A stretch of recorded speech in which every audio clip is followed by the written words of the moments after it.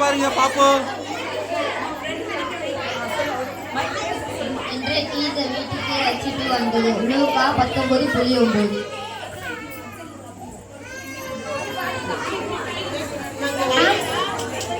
இன்னைக்கு எங்க வீட்டுக்கு ரட்சித்து வந்தது. அக்கறை தேடுதல் ஒரு நல்ல பொறுப்படையவன். சங்கீதம் 34:10. மனுஷன் தப்பங்களை நீங்க உங்களுக்கு மன்னித்தால் மத்தேயு 6:18.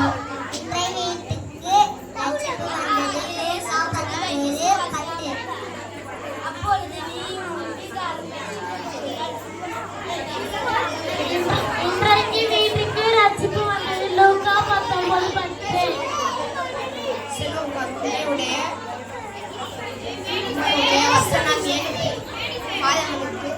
கால்களுக்கு தீபமும் என் பாதைக்கு சும்மா இருக்கிறது. சங்கீதம் 119:105. இயேசு கிறிஸ்துவை ரத்தம் சகல பாவங்களை சுத்திகரிக்கும் பரிசுத்தர். கால்களுக்கு தீபமாய் பாதைக்கு வெளிச்சமாய் இருக்கிறது. சங்கீதம் 119:105.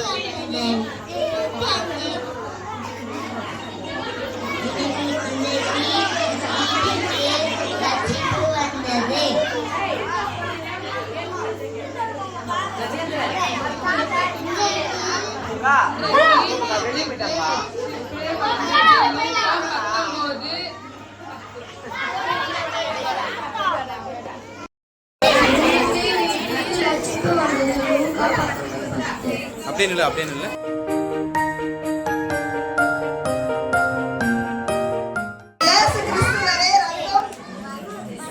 சகல பாவங்களும் நீக்கும் நம்மை சுற்றி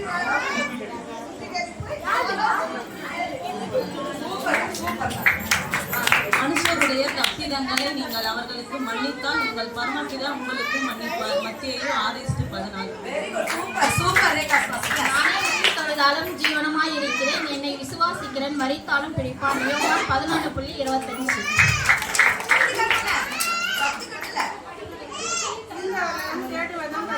மனுஷகுமாரர் வந்திருக்கிறார். லூக்கா 19:10. வசந்தகுமார் அம்மா சொல்றீங்க. வசந்தகுமார் அம்மா ஒருவரே தெய்வம், படைத்தவரை வணங்கும், படைப்புகளை அல்ல. இது ஓய்வு நாளை கட்டாயமாக்கு. தகப்பனையும் தாயும் மதிக்க வேண்டும். கடவுள் பெயரில் பொய் சத்தியம் செய்யக்கூடாது, திருடக்கூடாது, பொய் சாட்சி சொல்லக்கூடாது, பிறர் பொருள் மீது ஆசைப்படக்கூடாது.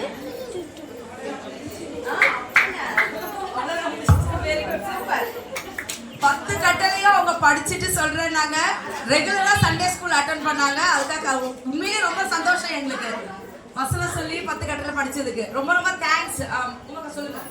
கர்த்தர் ஒருவரே தெய்வம், படைப்புகளை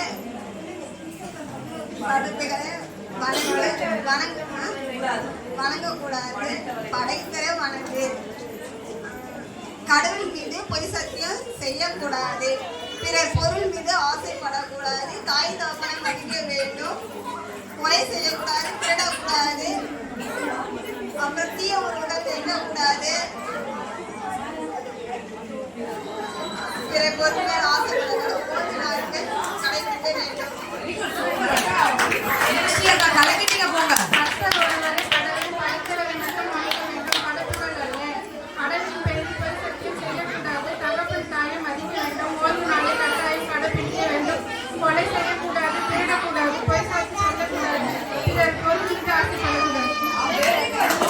கடைசியா வந்தாலும் கலக்கிட்டீங்க போங்க. ரொம்ப தேங்க்ஸ்.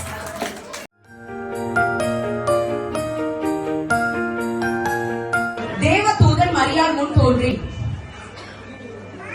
மரியாளே பயப்படாதே, மரியாளே பயப்படாதே, நீ ஆசீர்வதிக்கப்பட்டவள். நீ கர்ப்பவதியாகி ஒரு குமாரனை பெறுவாய். அவருக்கு இயேசு என்று பெயரிடுவாயாக. அவர் தேவனுடைய குமாரன் எனப்படுவார். அதற்கு மரியாள், இது எப்படி ஆகும்? எனக்கு திருமணமாகவில்லையே. அதற்கு தேவதூதன், பரிசுத்த ஆவி உன்மேல் வரும், தேவனுடைய பலன் உன்மேல் நிழலிடும். அதனால் உன்னிடம் பிறக்க போவது பரிசுத்தம் உள்ள பிள்ளை. அதற்கு மரியாள், இதோ நான் ஆண்டவருக்கு அடிமை, உம்முடைய வார்த்தையின்படி எனக்கு ஆகப்படுவது என்றாள்.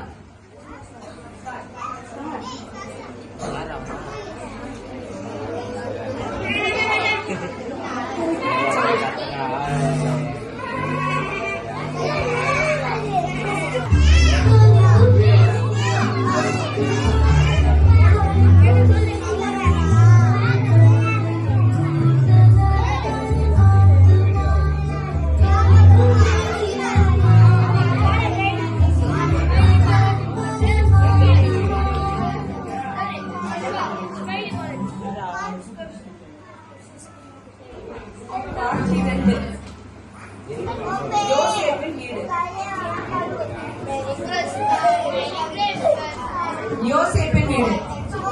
யோசேப்புக்கும் மரியாளுக்கும் திருமண நிச்சயதார்த்தம் ஆகி முடிந்திருந்தது. மரியாள் கர்ப்பவதியாகி இருப்பது யோசேப்புக்கு தெரிந்துவிட்டது. பிள்ளைங்க அமைதியா இருந்ததுனாலதான் நான் பேசுறது புரியும், சரிங்களா?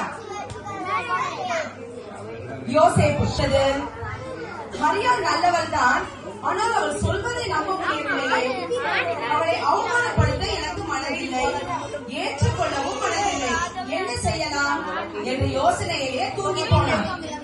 அவனது கனவில் தேவதூதன் தோன்றி, யோசேப்பே, மரியாளை உன் மனைவியாக ஏற்றுக்கொள். அவளிடம் பிறக்க போகும் பிள்ளை பரிசுத்தமுள்ளது. அவருக்கு இயேசு என்று பெயரிடுவாயாக. அவர் சகல ஜனங்களின் பாவங்களையும் நீக்கி அவர்களை ரட்சிப்பார் என்றார். யோசேப்பு தூக்கம் தெளிந்து தூதன் தனக்கு கட்டளையிட்டபடி மரியாளை தன்னுடன் சேர்த்துக் கொண்டார்.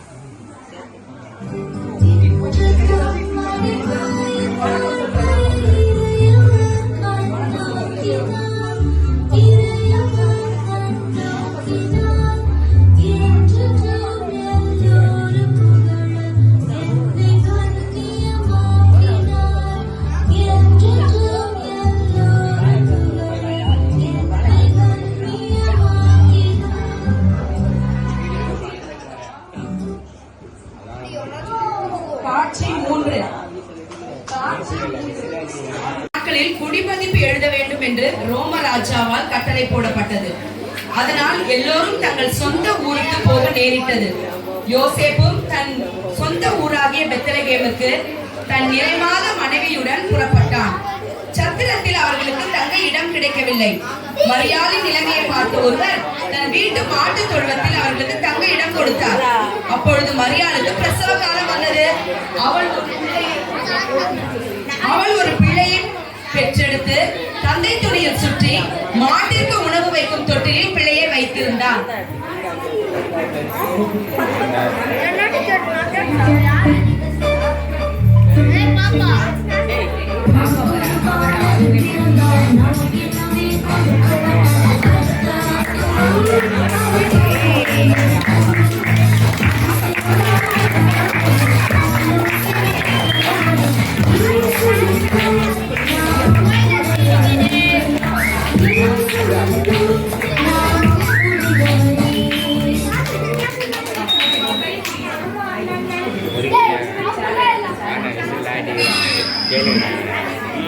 காட்சி 4.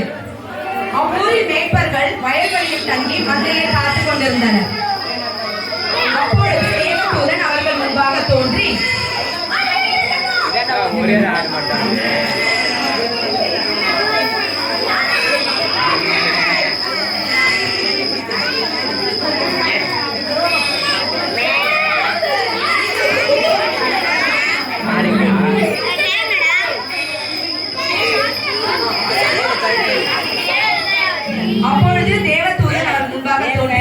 பயப்படாதீர்கள், இதோ எல்லா ஜனத்துக்கும் மிகுந்த சந்தோஷத்தை உண்டாகும் நற்செய்தியை அறிவிக்கிறேன்.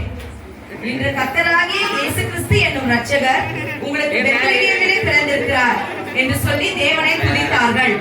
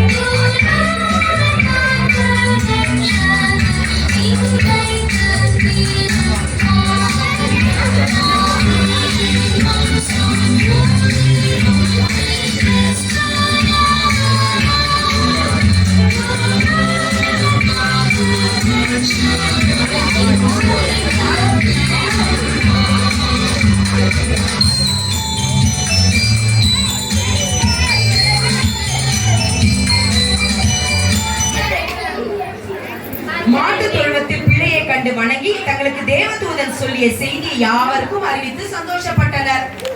காட்சி 5. கிழக்கிலே ஒரு வால் நட்சத்திரம் தோன்றியது. அதை கண்ட வான சாஸ்திரிகள் அதை பற்றி ஆராய்ந்து உலகத்திலே ஒரு ராஜா பிறந்திருக்கிறார் என்று அறிந்து அவரை காண வேண்டும் என்று புறப்பட்டனர்.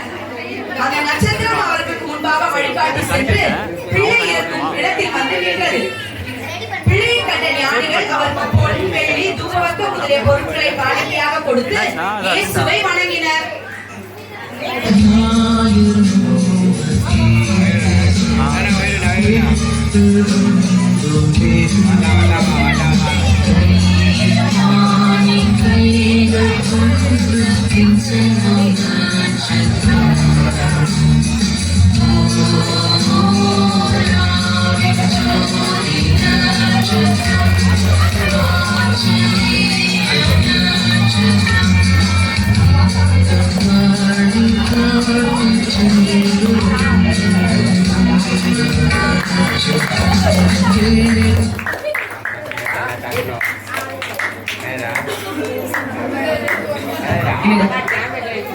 இயேசு பிறந்த நற்செய்தி மெய்ப்பர்களுக்கும் ஞானிகளுக்கும் அறிவிக்கப்பட்டது.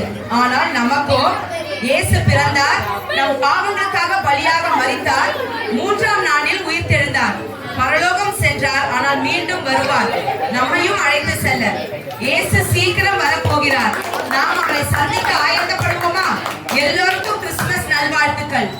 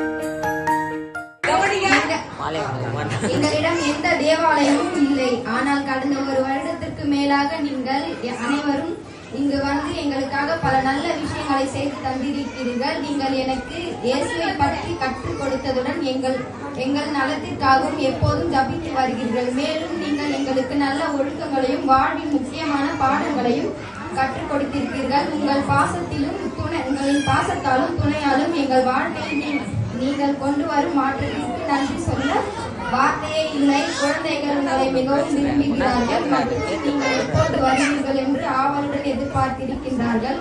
உங்கள் அன்பு சேவை எங்களுக்கு என்றும் நினைவில் இருக்கும். இந்த மனமார்ந்த நன்றியை உங்களுக்கு தெரிவிக்கிறேன். கவிதா ஆண்டி ரொம்ப தேங்க்யூ. நாங்க இங்க வந்ததெல்லாம் எங்களுடைய இதுல ஆண்டவர் உங்க மேல வச்ச அன்பினாலதான் எங்களை கூட்டிட்டு வந்திருக்கிறாரு.